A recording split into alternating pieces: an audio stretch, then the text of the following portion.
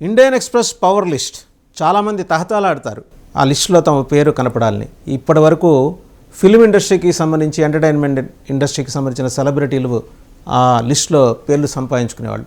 కానీ ఈసారి నిరాశాజనకంగా ఆ లిస్టులో ఆ పేర్లు పడిపోయినాయి. కానీ పవర్ స్టార్ మాత్రం ఆ లిస్టులోకి వెళ్ళిపోయారు. Actor turned politicians. ఆయనతో పాటు పవర్ స్టార్ పవన్ కళ్యాణ్తో పాటు దళపతి విజయ్, ఆయన టీవీకే పార్టీ పెట్టుకున్నారు తమిళనాడులో. ఆయన, అల్లు అర్జున్, వీళ్ళ ముగ్గురు కూడా బాలీవుడ్ బాద్షాలని దాటేసి వచ్చేసారు. షారుఖ్ ఖాన్, అమితాబ్ బచ్చన్లను దాటేసి వచ్చేసారు.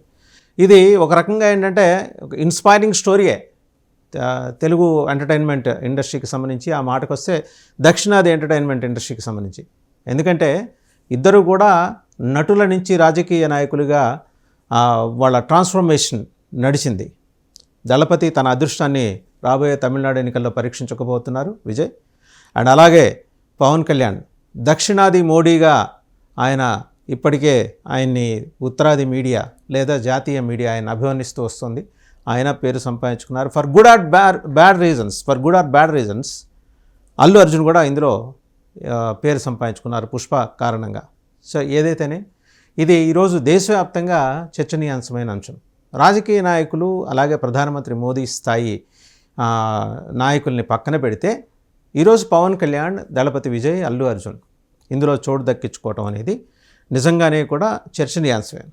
సో పవన్ కళ్యాణ్ ఏ కారణాల వల్ల ఇందులో వచ్చేసారు, ఇది ఒక అనాలిసిస్. అంటే దీని మీద ఇండియన్ ఎక్స్‌ప్రెస్ రిలీజ్ చేసిన పవర్ లిస్ట్ మీద ఇప్పటికే నేషనల్ మీడియా చర్చ మొదలెట్టింది. దక్షిణాది మోడీగా అవతారం ఎత్తిన లేదా అవతరించిన రీఇన్కార్నేషన్ ఆఫ్ పవన్ కళ్యాణ్ అనే పేరుతోటి అవతరించిన పవన్ కళ్యాణ్ ఈరోజు దక్షిణాదిలో ఎలాంటి ప్రభావం చూపించబోతున్నారు. 100% స్ట్రైక్ రేట్ తోటి 21 స్థానాల్లో నిల్చొని 21 స్థానాలు గెలుచుకున్న జనసేనాధిపతిగా ఆయన పాపులారిటీ దక్షిణాదిలో బీజేపీకి ఏ రకంగా ఉపయోగపడబోతోంది అనే దాని మీద విస్తారంగా చర్చ జరుగుతుంది. ఇక దళపతి విజయ్ టీవీకే పార్టీ అధ్యక్షుడిగా తన అదృష్టాన్ని పరీక్షించుకోవడానికి ఆయన తమిళనాట ఎన్నికల బరిలో దిగబోతున్నారు. ద్రవిడ పార్టీల ప్రభావం అధికంగా ఉండే తమిళనాడులో డిఎంకే కావచ్చు, ఏఐడిఎంకే కావచ్చు, ఇవన్నీ డీకే నుంచి ద్రవిడ కజగం నుంచి పుట్టుకొచ్చిన పార్టీలే. ఇది కూడా టీవీకేలో కూడా చివరిలో కజగమనే ఉంటుంది. సో వీళ్ళందరూ కూడా ఏంటంటే ద్రవిడ ఫార్ములాని వదిలేసి బయట కత్తి మీద సాము చేసే పరిస్థితే. ఎందుకంటే నేల విడిచి సాము చేసే పరిస్థితి. ఎందుకంటే ద్రవిడ సిద్ధాంతాన్ని వదిలేస్తే అక్కడ పార్టీలకు పుట్టగతులు ఉండవని గడిచిన 40 ఏళ్ళలో మనం చూస్తూ వస్తున్నాం. జాతీయ పార్టీ అయిన కాంగ్రెస్సే చివరికి అటు డిఎంకేతో కానీ ఇటు ఏఐడిఎంకేతో కానీ సాన్నిహిత్యంతో ప్రభుత్వాలు నడిపిన పరిస్థితి లేదా ప్రభుత్వాల్లో పాల్గొన్న పరిస్థితి. సో ఈరోజు మరి టీవీకే దళపతి విజయ్ ఎలాంటి ఇంపాక్ట్ అక్కడ చూపించబోతున్నారు అంటే, కొత్త ఫార్ములా ఒకటి మార్కెట్లో నడుస్తుంది. పొలిటికల్ మార్కెట్లో, పొలిటికల్ కారిడార్స్లో తిరుగుతోంది. ఏంటంటే అన్నాడీఎంకే, బీజేపీ, అలాగే జనసేన, టీవీకే ఈ 4 పార్టీలు ఒక కూటమిగాను, డిఎంకే, కాంగ్రెస్ ఒక కూటమిగాను తమిళనాట ఎన్నికల్లో బరిలోకి దిగబోతున్నాయి.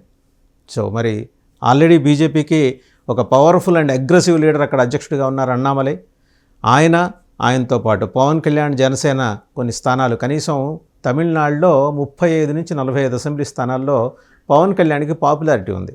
జనసేన ఇన్ఫ్లుయెన్స్ చూపించే స్థానాలు ఏ మేరకు అనే అంశాన్ని ఇప్పుడే మనం బేరీజ్ వేయలేం. కానీ మొత్తానికి ఏంటంటే 35 నుంచి 45 అసెంబ్లీ స్థానాల్లో మరి పవన్ కళ్యాణ్ ఇంపాక్ట్ ఉంటుంది. అంటే అక్కడ బీజేపీతో కలిసి బరిలోకి దిగుతారా, లేకపోతే బీజేపీ టీవీకే, ఏఐడిఎంకే కూటమితో కలిసి బరిలోకి దిగుతారా, లేకపోతే 4 పార్టీలు ఆంధ్రప్రదేశ్లో మాదిరి సీట్లు పంచుకుంటాయా అనే దాని మీద చర్చ జరుగుతుంది. సరే, ఆయన ఎందుకు అంత పాపులర్ అయ్యారు అంటే స్టాలిన్కి సవాల్ విసిరారు. డిఎంకే సంప్రదాయ ద్రవిడ పార్టీ అయిన డిఎంకేకి ఛాలెంజ్ విసిరారు. ఇప్పటి వరకు కూడా డిఎంకే హిందూ సమాజం మీద, హిందూ ధర్మం మీద చేస్తూ వస్తున్న దాడిని ప్రతిఘటించేంతటి శక్తి ఉన్న పార్టీలు ఆ రాష్ట్రంలో లేవు. బీజేపీ అంటే సరే ఎలాగో కాషాయ ముద్ర ఉంటుంది కాబట్టి బీజేపీ పోరాటం చేస్తూనే ఉంది.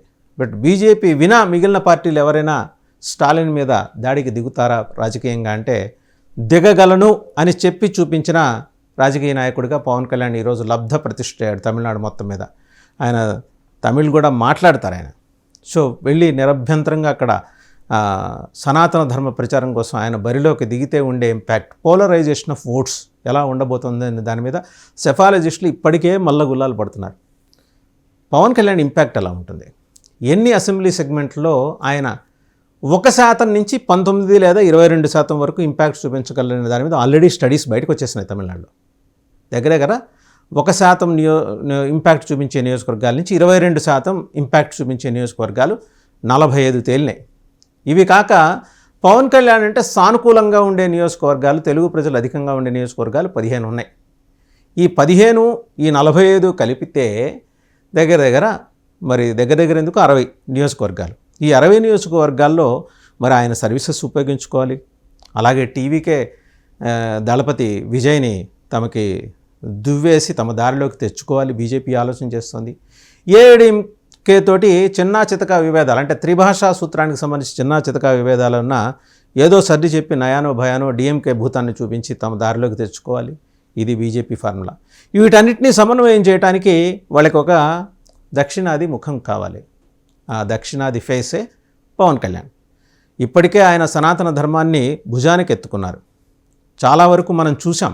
తమిళనాడులోని ప్రసిద్ధ ఆలయాలు, కంచి కామాక్షి ఆలయం, మధుర మీనాక్షి ఆలయం ఎదురుగుండా పెరియార్ విగ్రహాలు ఏర్పాటు చేస్తారు. ఆయన చెప్పిన నాస్తికత్వాన్ని ప్రబోధించడంతో పాటు హిందూ వ్యతిరేక ఫిలాసఫీని అక్కడ ప్రమోట్ చేస్తూ రెచ్చగొట్టే వ్యవహారం డిఎంకే నడుపుతుంది. మరి డిఎంకేకి హిందువుల ఓట్లు పట్టలేదా? పడుతున్నాయి. ఎందుకంటే ద్రవిడ సిద్ధాంతాన్ని వాళ్ళు పాపులర్గా ముందుకు తీసుకొస్తారు కాబట్టి. అసలు తమిళనాడు యొక్క రాజముద్రే దేవాలయం. ఆలయాల మీద, టెంపుల్ టూరిజం మీద వచ్చే సొమ్ముతోటి ఆ రాష్ట్రం చాలా డెవలప్మెంట్ యాక్టివిటీస్ చేస్తుంది. మరి అంటప్పుడు హిందువుల్ని, హిందూ ధర్మాన్ని, హిందూ ఫిలాసఫీని వెక్కిరించటం, సనాతన ధర్మాన్ని కరోనాతో పోల్చటం, ఇలాంటివన్నీ చేష్టలు చేసినప్పుడు హిందువుల్ని కన్సాలిడేట్ చేయాలంటే వాళ్ళకున్న బీజేపీకి ఉన్న ఏకైక వెపన్ పవన్ కళ్యాణ్. మరి టీవీకే దళపతి ఏ రకంగా ఉపయోగపడతాడు ఆయన. ప్రస్తుతానికి ఆయన ద్రవిడ ఫార్ములాని జేబులో వేసుకొని తిరుగుతున్నప్పటికీ ఆయనకు ఒక అనివార్యత. ఎందుకంటే ఎగ్జిస్టెన్స్. ఈ ఎన్నికల్లో తన ఉనికిని ఆయన చాటుకోవాలంటే ఎవరో ఒక బలమైన పక్షం పక్కన నిలబడితే కానీ చాటుకోలేని పరిస్థితి.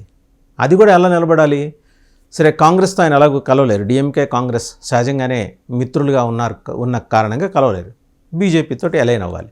బీజేపీతో ఎలైన్ అయినప్పుడు ఆయనకున్న సారూప్యత ఏంటంటే సాటి చలనచిత్ర రంగ super star, power star Pavan Kalyan, ఈయన ఇంకా అలా అన్నామలై, వీళ్ళ ముగ్గురు కలిసి ఏఐడిఎంకేలో ముఖ్య నేతలతో కలిసి ప్రచారంలోకి దిగితే డిఎంకేకి చెమటలు పట్టించవచ్చు అనే ఒక నమ్మకం అయితే బీజేపీకి ఉంది.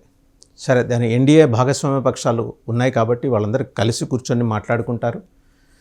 పవన్ కళ్యాణ్ని ఎక్కడెక్కడ తమిళనాట ప్రచారంలోకి దింపాలి, అలాగే జనసేనకి ఎన్ని సీట్లు కేటాయించాలి, ఇంపాక్ట్ చూపించదగిన అన్ని నియోజకవర్గాల్లో ఆయన జనసేన పార్టీ అభ్యర్థులను నుంచోబెట్టలేకపోయినప్పటికీ కనీసం ఒక 10 సీట్లలో జనసేన పోటీ చేసే అవకాశాలు ఉన్నాయని స్పష్టంగా తెలుస్తుంది. వీటన్నిటినీ బేరీజు వేసుకొనే ఆయన ఇంపాక్ట్ ఏ మేరకు ఉంది అనేది దేశవ్యాప్తంగా, ఈరోజు ఆ మాటకొస్తే ప్రపంచవ్యాప్తంగా సెలబ్రిటీ స్టేటస్ ఎంజాయ్ చేస్తున్న వాళ్ళు మైకేల్ జాక్సన్ తర్వాత స్థానం పవన్ కళ్యాణ్దే. సో ఇన్ని ఫ్యాక్టర్స్ ఉన్నాయి. బీజేపీ ఖచ్చితంగా లెక్కలతోటి, వ్యూహాలతోటి, ఎత్తుగడలతోటి ఎన్నికల బరిలోకి దిగుతుంది. కాబట్టి ఈసారి స్టాలిన్ గారికి, ఆయన కొడుకు చిన్న స్టాలిన్ గారికి చెమటలు పట్టించడం మాత్రం ఖాయం.